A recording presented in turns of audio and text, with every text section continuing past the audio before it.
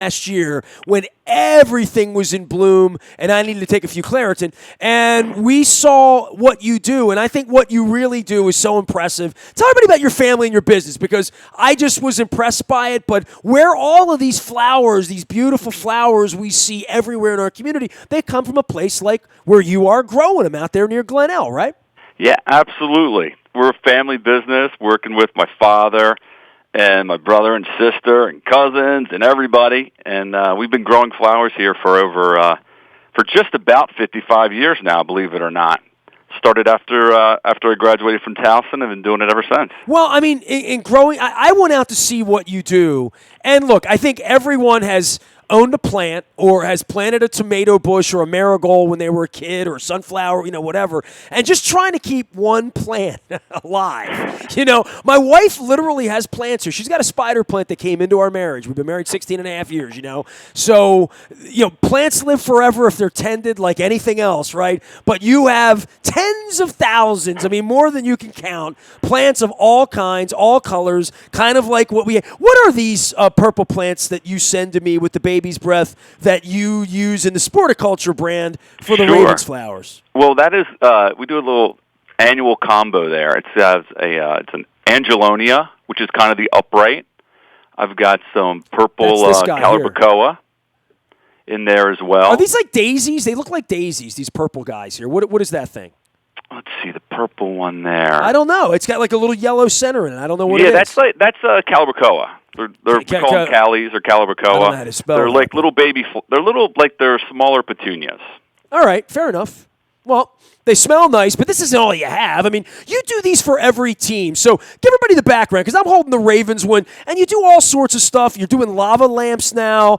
You do the little planters, and I know you service poor boys here locally with a lot of this cool stuff as well. But I have these on the set. I have another flower behind me. They keep, about 10 days. They stay nice, and I have beautiful sunshine when I'm not in the studio, and my wife waters them, and they stay alive a nice long time. But you've sent these over during football season, and I just think it's neat. And it's dressed up the studio here. You've used different purple flowers, but you can get a Bills one or a Steeler one, God forbid, but you can do any of the teams, right? You know what? Yeah, I have all 32 NFL teams available right now with different combos. I also have a limited amount of college. We do Maryland around here as well.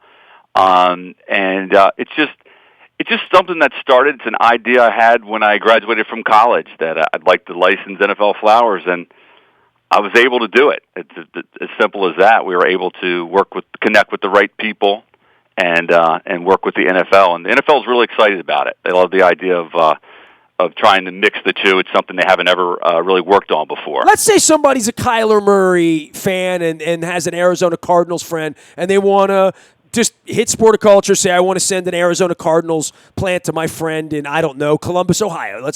How does that work? Well, they'll go online, and they can go to Sporticulture.com. They can order them right there, and we will ship them out Monday or Tuesday of the following week. So if we went at it today, we probably would wait till Monday, unless it was a real special request, and then we could probably ship it out today if someone ordered right now. All right, so tell everybody about Walnut Springs, which is your business. Sporticulture is a little bit of a hobby for you, and I think that I met your dad. I saw your pond. I walked around your property. If you ever want to leave and you need somebody to Airbnb it for a weekend, my wife and I would just come take care of the farm for a while for you. I would not be running the green. You don't want me doing the greenhouses. I do radio. You know that. But you come at this honestly. You literally are one of a handful of maniacs like me that I've met that love the Houston Oilers. Like, you and I, if we had been friends in 1987, 88, 89, we would have had a hell of a lot of fun, you and me. Oh, yeah, absolutely. Now, you adopted them like I did, but your family were Colts fans, right? Well, no, you know what? I was an Oilers fan from the start. I wasn't really a Colts fan. I liked the Colts, but when I was in Little League, I was on the Oilers. So Earl Campbell was drafted, and there you go. I was in love. Well, same as me, right? So I fell in love with the Oilers helmet when I was 5, when my dad took me to my first Colts game in '73. It was actually a Jets game, and my dad was pissed, and I've told this story a bunch, but my dad was pissed at the Colts because they had just dealt Johnny Unitas off to wear those crazy gold pants. You always see that video of him getting killed in Three River Stadium by the Steelers defense at that point when he was old and broken down. And my dad was mad, so he bought me a Chargers pennant. a full-size Chargers pennant, but I really wanted the Oiler one. So he bought me the Oiler pennant. I still have my original Oilers pennant from that day, that first football game I went to with my dad in 1973. And then came problems, right? Then my parents had to get me the curtains, the bed sheets at Sears. From remember the Sears that? catalog, right? Sears catalog, absolutely. Yeah. You remember.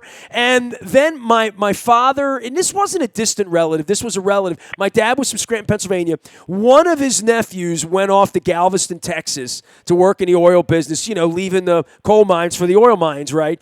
And this was back in the 50s or 60s, one of his cousin's sons lived in Texas. So they got them on the phone, and I'll never forget, Christmas night, and this really plays into sporticulture, right? Christmas 1988, I'm 20 years old. My parents don't know what to get me, for Christmas or whatever. My mom and dad got on the phone with our cousin, and his name was Carly.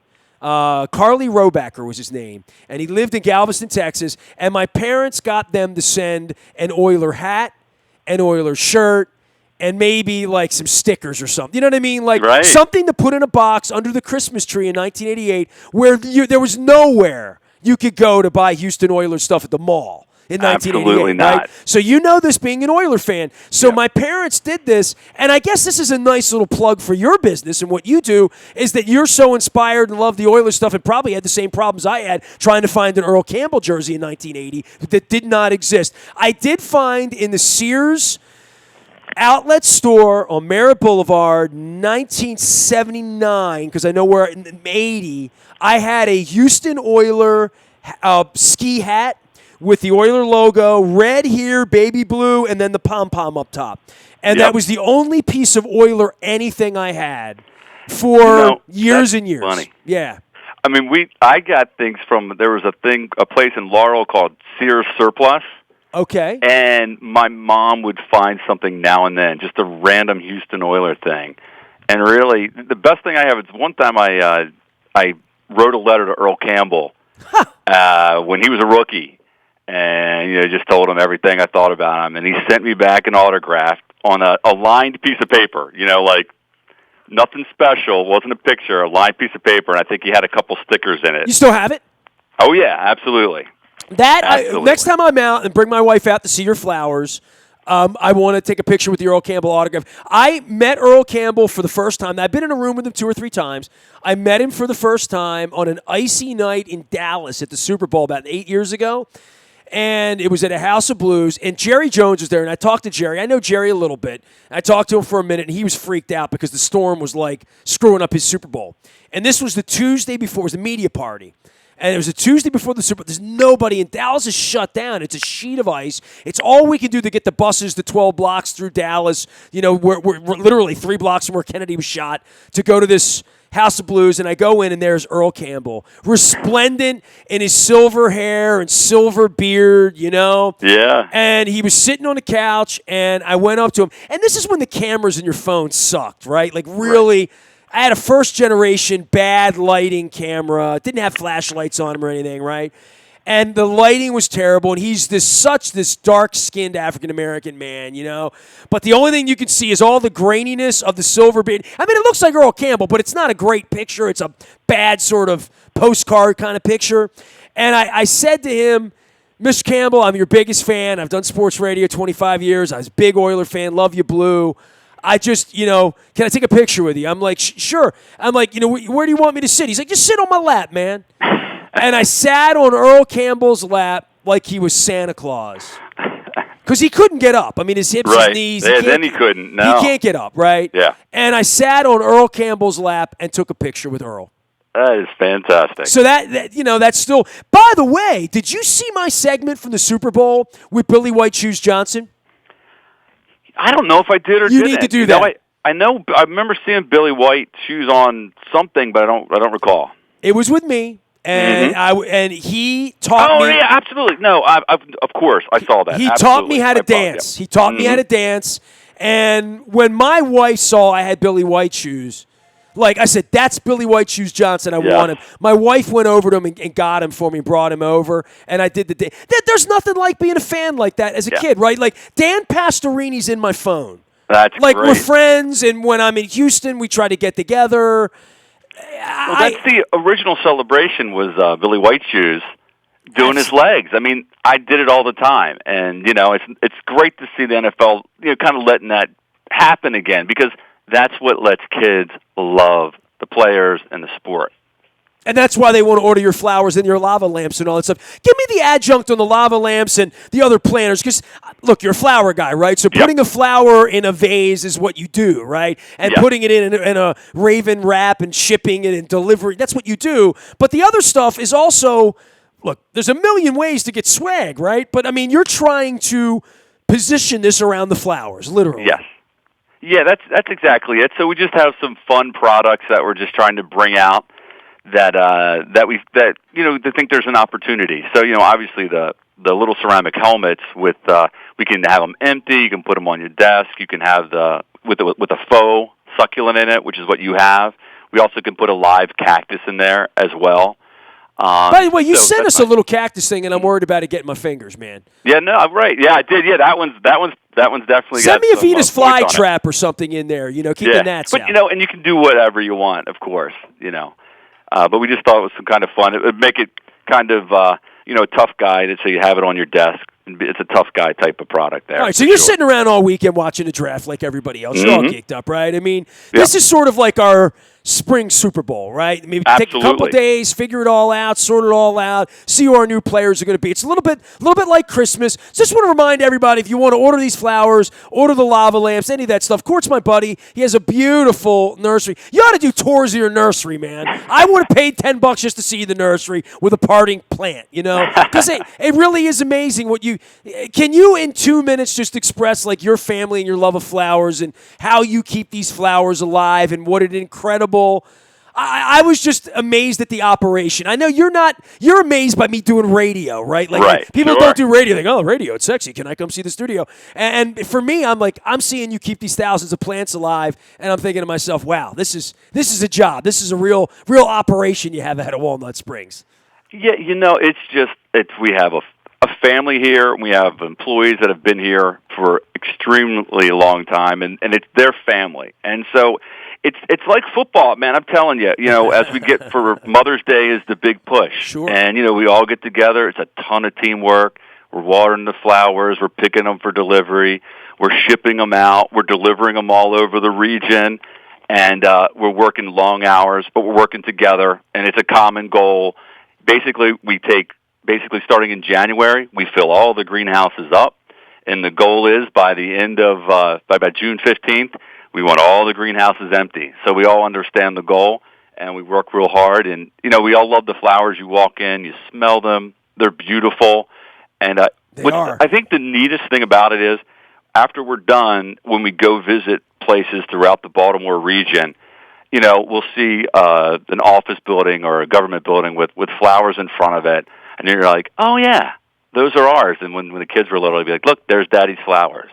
And that's kind of proud. That's like when we feel proud. When we ship, like you said, to the Preakness, there's nothing more special than that, knowing you're supporting the community and you can see your flowers actually on the television. I have a friend who is doing the Tulip Festival in the Netherlands right now. Wow. And not the one in Amsterdam, the one that's in the village that, it's just miles and miles and miles and miles of tulips in bloom. And tulips are my favorite. So what I need to learn for you, because I need you to get along with my cat, okay, with Nala. What we need to learn, and my wife needs to learn this, is which of the plants on your property are not only cat-friendly but cat-preferred, so that my wife doesn't have to say, Nala, get out of the damn plants. So we need like cat grass. And, of course, whatever you send over that she would eat and would be healthy, she won't want it, Right. That's how it works, right? Well, we need to learn, because a lot of people have cats, and, you want to sell flowers in them too. So let's find out what cats comfortably eat and what's good for their digestive tract, and then I want you to send me some of those. Okay, that sounds like a plan. All right, man, and appreciate all that you do as our sponsor and our friend, and you're a Raven guy by Oiler background, so we have the same bloodline. We have the same football DNA. How about that? Yes, we do. Yes, we do. Court Smith is my man. He's at Walnut Springs. They're a nursery. Tell everybody where your nursery's located, because I always say, Maryland, but I say near Glen Ell. But what is the official town where your nursery is? It is in Glenwood, Maryland. Glenwood. And it's western Howard County. All right. Well, we need love in Howard County too, right? Absolutely. Absolutely. Appreciate you, Cord. He is Cord Smith. You can find him out at Walnut Springs, but at Sport a Culture. That's Sport Eye Culture. That's the brand where they sell and send and deliver really cool stuff like planters and flowers and beautiful stuff that your wife will love and your cat might. Nasty at WNST.net is the way to find me. The buyatoyota.com audio vault is there 24 hours a day from anywhere in the world on your mobile device by downloading the TuneIn radio app. We do come in crystal clear from anywhere in the world. I'm Nestor. We are WNST.net, AM 1570 at WNST Towson, Baltimore, and we never stop talking plants and fun stuff and local people and local business and Baltimore sports.